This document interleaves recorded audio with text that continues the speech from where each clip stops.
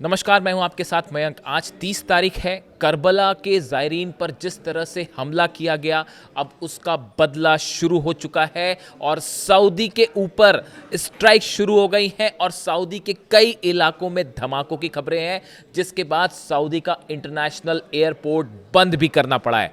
देखिए, कई एक्सपर्ट्स ये राय जाहिर कर रहे हैं कि अगले 24 से 48 घंटे के अंदर सऊदी में एक बार फिर बड़ी स्ट्राइक हो सकती है। देखिए, पहले हम इस खबर को समझेंगे।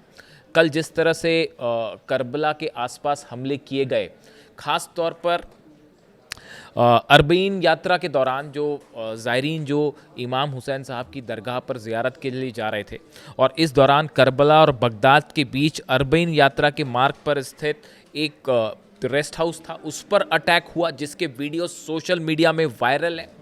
इस हमले को लेकर भारी नाराज़गी और भारी गुस्सा देखने को मिल रहा है। और सबसे बड़ी बात और सबसे निंदनीय बात, जो सबसे ज़्यादा जिसकी आलोचना हो रही है, कि ये हमले सऊदी और अमेरिका के जॉइंट ऑपरेशन में किए गए। देखिए, सऊदी और अमेरिका की तरफ से इराक में जो हमले किए गए, उसमें मुख्य रूप से जो है वो पॉपुलर मोबिलाइजेशन फोर्सेस यानी पीएमएफ को टारगेट किया गया था। और करीब 7 अलग अलग लोकेशंस थी जहां पर ये हमले किए गए। उसमें से एक हमला करबला जा रहे ज़ायरीन के ऊपर हुआ, करबला जा रहे यात्रियों के ऊपर हुआ, और बताया जा रहा है कि इस हमले में कई यात्री घायल भी हुए। 20 लड़ाके पीएमएफ के जो हैं वो मारे गए हैं इसमें, और 4 बताया जा रहा है कि ईरान के एडवाइज़र्स जो हैं वो भी शहीद हुए हैं। जिसको लेकर अब ये देखिए, करबला के ज़ायरीन पर हमला होना और ख़ास तौर पर अरबीन यात्रा के दौरान हमला होना, आज के ज़माने में जब भी कोई भी एयर स्ट्राइक होती है तो उसमें आपको हर चीज़ की जानकारी होती है कि आप कहाँ हमला करने जा रहे हैं, आप किस पर अटैक कर रहे हैं। क्या ये हमला जानबूझ के करबला के ज़ायरीन पर किया गया, जो वहाँ पर जो है ज़ियारत के लिए जा रहे हैं, इमाम हुसैन की दरगाह पर जा रहे हैं? क्या जानबूझकर उन पर हमला किया गया? क्या सऊदी के फाइटर जेट्स को ये बात नहीं पता थी कि यहाँ पर जो है करबला जा रहे ज़ियारत करने जाने वाले यहाँ पे ज़ायरीन जो है वो इसमें शामिल है? तो फिर स्ट्राइक क्यों हुई? अमेरिका को मान लेते हैं, अमेरिका को नहीं पता था। अमेरिका को हालांकि काफ़ी कुछ जानकारी होती है। अभी जो आज सुबह ईरान पर हमले हुए हैं, उस पर एक घर में हमले हुए हैं, उसमें 3 शव मिले हैं, एक माता पिता के और एक 2 साल के बच्चे को उसके रबल से बाहर निकाला गया है। तो जानकारी तो बहुत कुछ, जानकारी तो शायद उस मिनाब के स्कूल की भी थी जहां 168 बच्चियों को शहीद कर दिया गया। तो आज सैटेलाइट के ज़माने में जहां पर ईरान चुन चुन के हमले करता है एक एक लोकेशन पे, और तबाह होते हैं अमेरिकी सैनिक, अमेरिकी अड्डे, अमेरिकी एयरपोर्ट्स, तो जब ईरान के पास इतनी सटीक जानकारी थी तो फिर यह जानकारी क्यों नहीं थी कि करबला जा रहे ज़ायरीन कहां पर हैं और उनको क्यों टारगेट किया गया? और वो भी इस ऑपरेशन में सऊदी के फाइटर जेट शामिल थे, अमेरिका के फाइटर जेट शामिल थे। इसको लेकर ईरान में भारी गुस्सा देखने को मिल रहा है और इसे करबला पर हमले की तरह से लिया जा रहा है, और इसके बदले की जो है वो एक्शन शुरू हो चुका है। देखिए, कल रात को ही ये खबरें आनी शुरू हो गई थी। आज सुबह हालांकि अमेरिका की तरफ से स्ट्राइक शुरू हो गई, इसलिए शायद कुछ हो सकता है कि अगले 24 से 48 घंटे बाद ये हमले देखने को मिले, जैसा एक्सपर्ट्स बता रहे हैं। लेकिन कल रात की खबर देखिए, Saudi Arabia temporarily suspended operation at Riyadh's King Khalid International Airport following reports of explosions nearby. Saudi में रियाद का जो किंग खालिद इंटरनेशनल एयरपोर्ट है, उसके आसपास धमाके हुए। जो खबरें आ रही हैं उसके मुताबिक वहां पर धमाके हुए, जिसके बाद एयरपोर्ट को बंद कर दिया गया। The runway closure disturbs flights forcing some aircrafts into holding patterns while officials give no reasons. इसका वजह नहीं बताई गई, लेकिन वहां पर सभी उड़ानें रोक दी गई। The temporary restrictions came amid unconfirmed reports of several explosions near Riyadh। मैं आपको छपी हुई खबरें पढ़ के बता रहा हूँ, यानी कोई अब उसमें से कितनी चीज़ें सही हैं। देखिए, अरब देशों में जो भी हमले हो रहे हैं उसके मीडिया कवरेज पर बैन कर दिया जाता है कि ये तस्वीरें बाहर ना जाएं। अब तो सेंटकॉम ने भी ये बता दिया है कि जो जॉर्डन में ईरान मारता है चुन चुन के, उनकी तस्वीरें ना जाहिर की जाएं। कितने सैनिक मरे हैं अभी तो यही पता नहीं चल रहा। अमेरिका में इस बात का हंगामा मचा हुआ है कि आपने कैजुअलिटी जो हुई है उसकी सच आंकड़े आप नहीं बता रहे हैं, कितना नुकसान हुआ है उसके सच आंकड़े नहीं बता रहे हैं। चाइना खुद कह रहा है कि पता नहीं कितना नुकसान हो गया अमेरिका का। 16-17 बेस जलने का मतलब आप समझ रहे हो कितना नुकसान हुआ होगा अमेरिका का। तो वही हाल अब सऊदी का है, और ये कहा जा रहे हैं कि आंकड़े बाहर नहीं आ रहे हैं।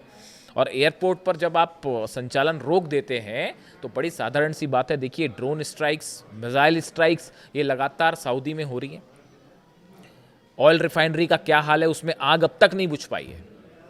यानबू की जो पाइपलाइन है वो तबाह कर दी गई है। जितने सऊदी के आप सैटेलाइट इमेजेस देखिए, सऊदी के जितने पोर्ट हैं सबसे जहाज गायब है।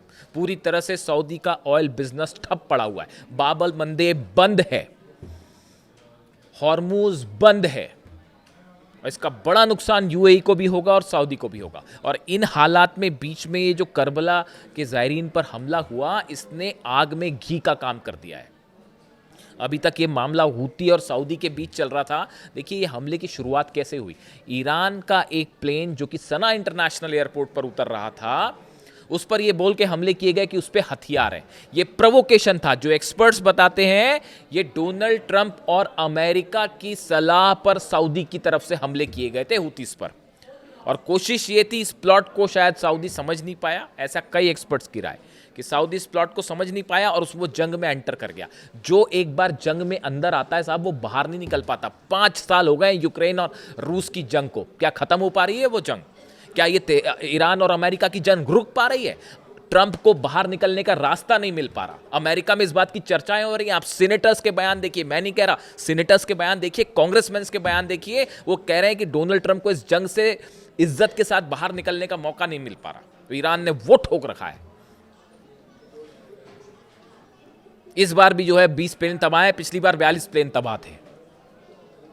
और अब जो हमले हुए हैं आज सुबह, उसके बाद जॉर्डन पे स्ट्राइक कर दी है ऑलरेडी ईरान की तरफ से। अभी बताया नहीं जा रहा, थोड़े समय बाद पता चलेगा आपको। 5 बैलिस्टिक मिसाइल्स दागी गई हैं जॉर्डन के ऊपर। वो गिरी है नहीं गिरी, सामने वाला देश तो यही कहेगा ना जी हमने रोक दिया।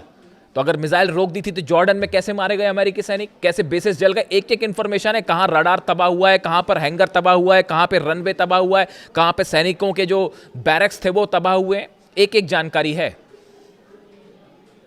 तो ऐसे में अब ये सऊदी जो है, ऐसा अंदेशा है कि इस करबला पर जो इराक में जो नजफ और करबला के बीच जो ज़ायरीन पर हमला हुआ है, इसको करबला के हमले के रूप में देखा जा रहा है। इसको लेकर भयानक गुस्सा है। जो 4 आईआरजीसी के सैनिक इसमें शहीद होने की खबर है, एडवाइजर्स थे बेसिकली वो, उसको लेकर भी ईरान बदला लेगा, इसमें कोई शक नहीं होना चाहिए किसी को।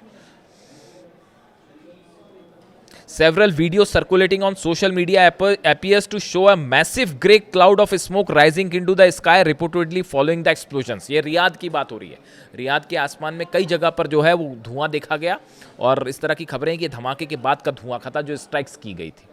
यानी ये जो करबला पर जो हमले थे, जिस तरह से हमले हुए इराक में, इसका आफ्टर इफेक्ट सब शुरू हो गया और ये जल्दी रुकने वाला नहीं है। जल्दी रुकने वाला नहीं है। आप जल्दी ही बड़ा अटैक देख सकते हैं, जो हालात समझ में आ रही है। अब चाहे ये जो ज़ायरीन जो है, जो कि जा रहे थे वहाँ पर इमाम हुसैन साहब की दरगाह पे, उनका क्या कहना है? तमाम खतरों और तनाव के बावजूद इमाम हुसैन की ज़ियारत के लिए जा रहे श्रद्धालुओं के हौसले बुलंद हैं, वो लगातार करबला की ओर आगे बढ़ रहे हैं। इमाम हुसैन साहब जो थे, वो सिर्फ शियाओं के लिए प्रेरणा के स्रोत नहीं है। वो शिया हो, चाहे सुन्नी हो, चाहे हिंदू हो, चाहे मुसलमान हो, चाहे सिख हो, चाहे ईसाई हो, सबके लिए प्रेरणा के स्रोत हैं वो इमाम हुसैन साहब। जिस तरह से उन्होंने यजीद के खिलाफ लड़ाई की, वो सच्चाई और बुराई के बीच लड़ाई थी। उन्होंने ये बात सिखाई है ह्यूमैनिटी को कि अगर कहीं अन्याय हो रहा है, अत्याचार हो रहा है, तो कैसे उसके खिलाफ आवाज़ उठाई जाए। उन्हीं के रास्ते पर अली खामेनी साहब हमेशा से चले और यही वजह है कि आज ईरान को दुनिया की सबसे बड़ी फोर्स होने का दावा करने वाला अमेरिका और इजराइल मिल के नहीं हरा पा रहे। देखिए 5 महीने से क्या हाल हो रखा है।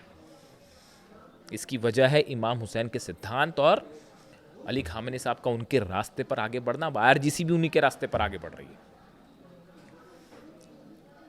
आप तकनीक ले आइए बड़ी सारी हमला करने की, ये मिसाइल वो मिसाइल, ये जहाज वो जहाज और ये सैटेलाइट सब ले आइए, लड़ने का हौसला कहाँ से ले आओगे आप?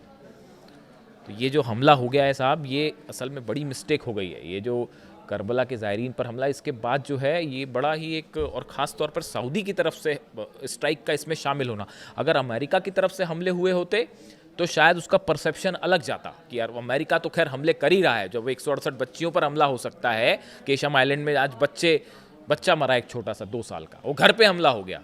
क्या था वहाँ, पता नहीं कौन सा वहाँ पे स्ट्रैटेजिक लोकेशन थी, मुझे तो समझ नहीं आता।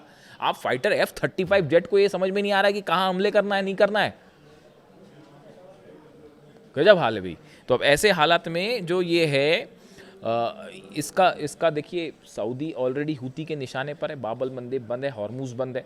इस हालात में अब ये जो अरब देश हैं, ये जंग अब आगे बढ़ती जा रही है, ये फैलती जा रही है। और देखिए ये एक ऐसी प्रोसेस शुरू हो गई अनएंडिंग, जहां अब बातचीत का कोई मतलब नहीं। आपको लगता है इस सूरत में कोई बातचीत होने वाली है? इस सूरत में ईरान अपना यूरेनियम इंस्पेक्शन करने देगा, न्यूक्लियर प्रोग्राम?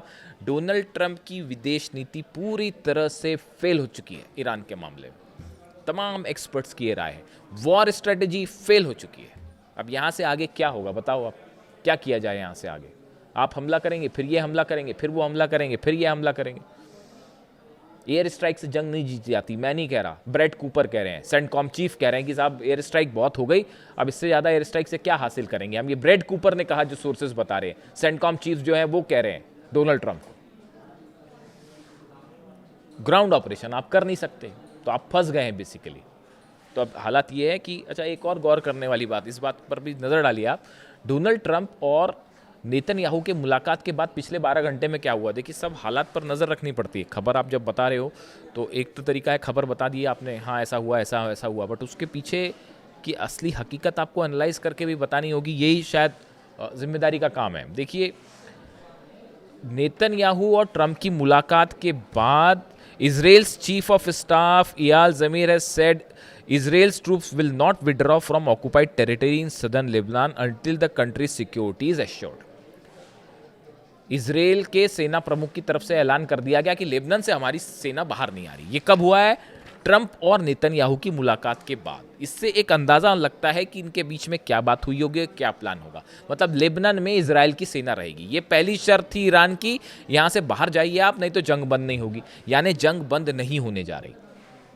इजराइल के सेना प्रमुख का ये कहना कि हमारी फोर्सेस लेबनान में रहेगी, ईरान कह रहा बाहर जाओ, उसके बाद ही बात होगी, जंग तभी रुकेगी। एक इजराइल ने ऐलान कर दिया वापस नहीं जा रही। इससे बात साफ है कि नेतन्याहू और ट्रंप की मुलाकात जो है वो हमले को लेकर प्लान तैयार है, शांति को लेकर प्लान तैयार नहीं है।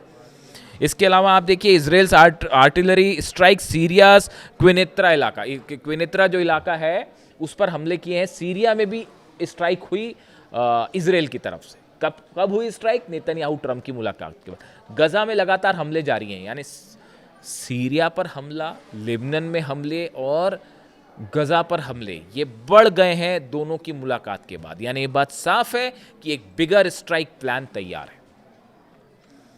और आज की रात आप देखिए, फिर से अगले कुछ घंटे बेहद महत्वपूर्ण होने जा रहे हैं।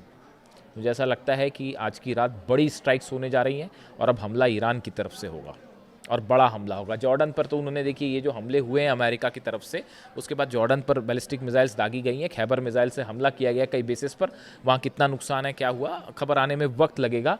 लेकिन सऊदी के लिए बड़ा खतरा है अब आने वाले कुछ दिनों के अंदर, ये जो हालात हैं इसके बाद। इससे जुड़ा जो भी अपडेट होगा मैं आप तक पहुँचाऊँगा। वीडियो कैसा लगा कमेंट करके ज़रूर बताएँ। Thank you so much.